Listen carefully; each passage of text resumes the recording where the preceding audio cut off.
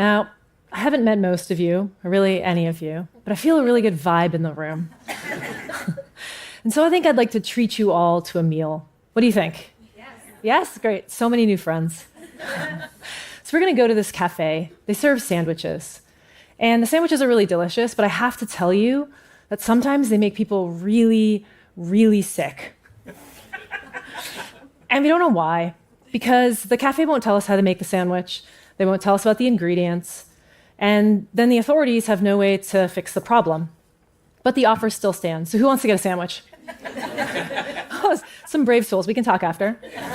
But for the rest of you, I understand. You don't have enough information to make good choices about your safety or even fix the issue.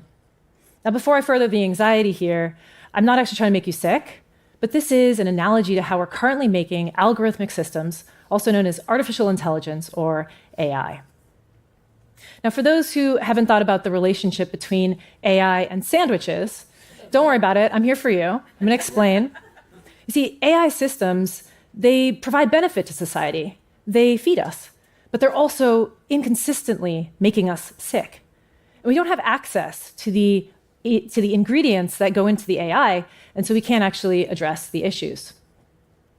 We also can't stop eating AI like we can just stop eating a shady sandwich because it's everywhere. And we often don't even know that we're encountering a system that's algorithmically based. So today, I'm going to tell you about some of the AI trends that I see. I'm going to draw on my experience building these systems over the last 2 decades to tell you about the tools that I and others have built to look into these AI ingredients. And finally, I'm going to leave you with 3 principles that I think will give us a healthier relationship to the companies that build artificial intelligence.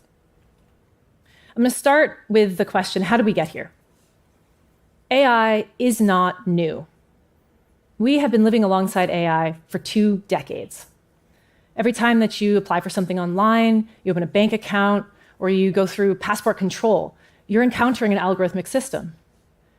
We've also been living with the negative repercussions of AI for 20 years.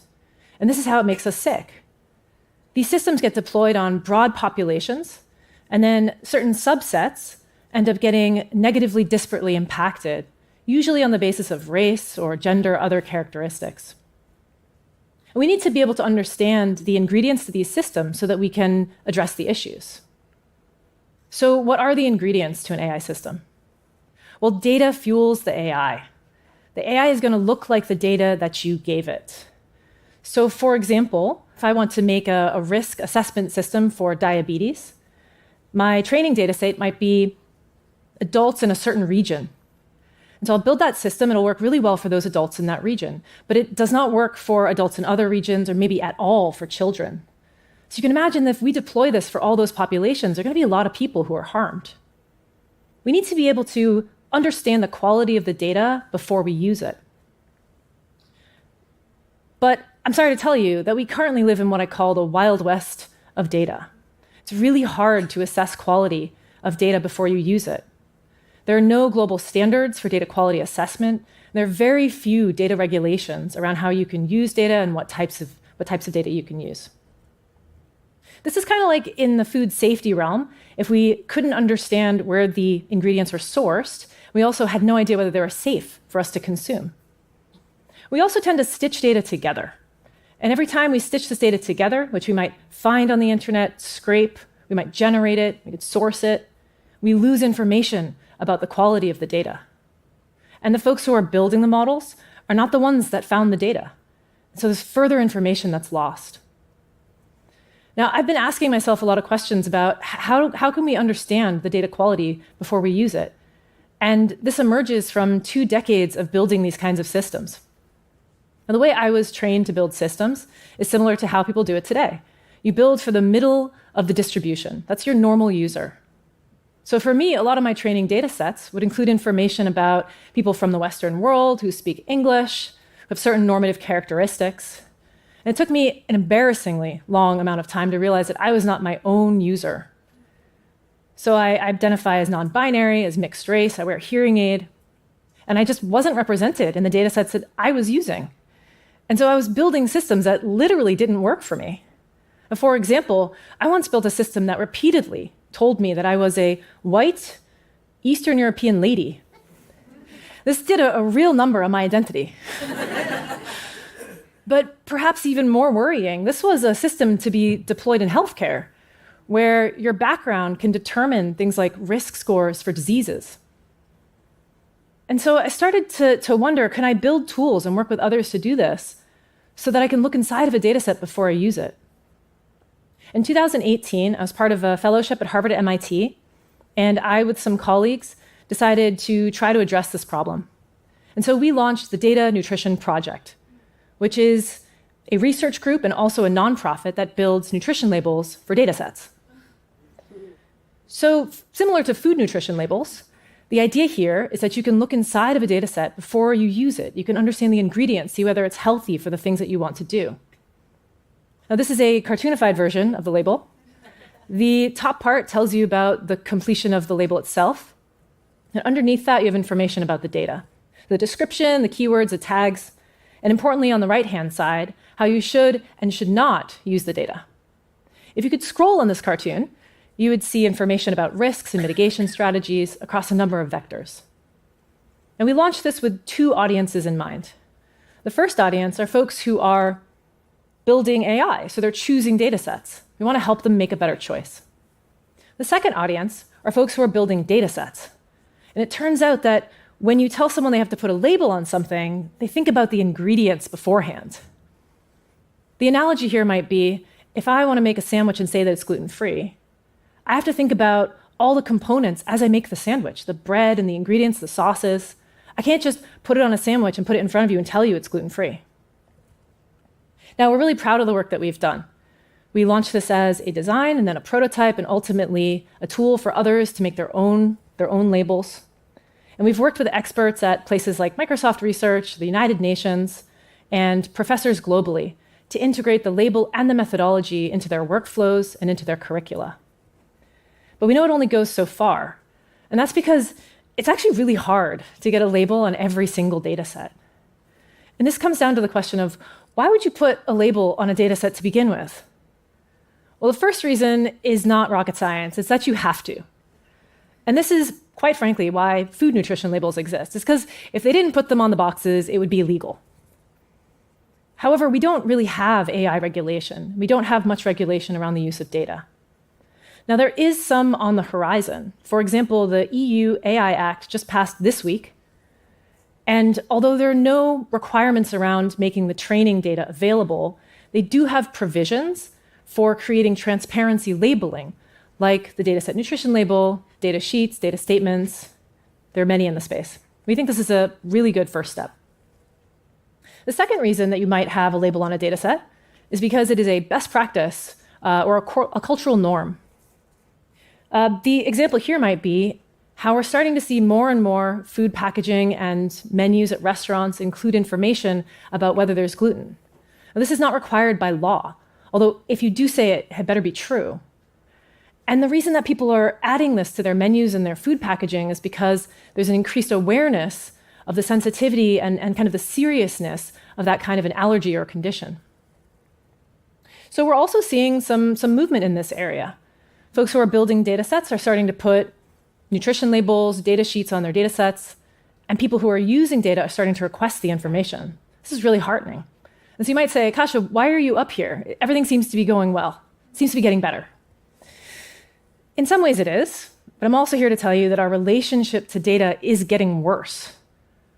Now, the last few years have seen a supercharged interest in gathering data sets. Companies are scraping the web. They're transcribing millions of hours of YouTube videos into text. By some estimates, they'll run out of information on the internet by 2026. They're even considering buying publishing houses so they can get access to printed text in books. So why are they gathering this information? Well, they need more and more information to train a new technique called generative AI. And I want to tell you about the size of these data sets. If you look at GPT-3, which is a model that launched in 2020, the training data set included 300 billion words or parts of words. Now, for context, the English language contains less than 1 million words. And just 3 years later, DBRX was launched, which was trained on 8 trillion words. So 300 billion to 8 trillion in 3 years, and the data sets are getting bigger. And with each successive model launch, the data sets are actually less and less transparent. And even when we have access to the information, it's so big, it's so hard to look inside without any kind of transparency tooling. And the generative AI itself is also causing some worries. Now, you've probably encountered this technique through ChatGPT. I don't need to know what you do on the internet, that's between you and the internet, but you probably know, just like I do, how easy it is to create information using ChatGPT and other generative AI technologies, and to put that out onto the web. And so we're looking at a situation in which we're going to encounter lots of information that's algorithmically generated, but we won't know it, and we won't know whether it's true. And this increases the scale of the potential risks and harms from AI. Not only that, I'm sorry, but the models themselves are getting controlled by a smaller and smaller number of private actors in US tech firms. So this is in the models that were launched last year in 2023, and you can see most of them are pink, meaning they came out of industry. And if you look at this over time, more and more are coming out of industry, and fewer are coming out of all the other sectors combined, including academia and government, where technology is often launched in a way that's more easy to be scrutinized. So if we go back to our cafe analogy, this is like you have a small number of private actors who own all the ingredients, they make all the sandwiches globally, and there's not a lot of regulation.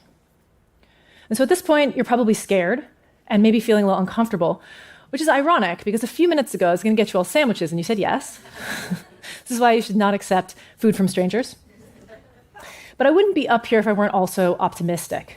And that's because I think we have momentum behind the regulation and the culture changes, especially if we align ourselves with three basic principles about how corporations should engage with data. The first principle is that companies that gather data should tell us what they're gathering. This would allow us to ask questions like, is it copyrighted material? Is that information private? Could you please stop? It also opens up the data to scientific inquiry. The second principle is that companies that are gathering our data should tell us what they're going to do with it before they do anything with it. And by requiring that companies tell us their plan, this means that they have to have a plan, which would be a great first step. It also probably would lead to the minimization of data capture, because they wouldn't be able to capture data if they didn't know what they were already going to do with it. And finally, principle 3, companies that build AI should tell us about the data that they use to train the AI. And this is where dataset nutrition labels and other transparency labeling comes into play. In the case where the data itself won't be made available, which is most of the time probably, the labeling is critical for us to be able to investigate the ingredients and start to find solutions. So I want to leave you with the good news, and that is that the data nutrition projects and other projects are just a small part of a global movement towards AI accountability. The dataset nutrition label and other projects are just a first step. Regulations on the horizon, the cultural norms are shifting, especially if we align with these three basic principles. That companies should tell us what they're gathering, tell us what they're going to do with it before they do anything with it, and that companies that are building AI should explain the data that they're using to build the system. We need to hold these organizations accountable for the AI that they're building by asking them, just like we do with the food industry, what's inside and how'd you make it? Only then can we mitigate the issues before they occur, as opposed to after they occur. And in doing so, create an integrated algorithmic internet that is healthier for everyone. Thank you.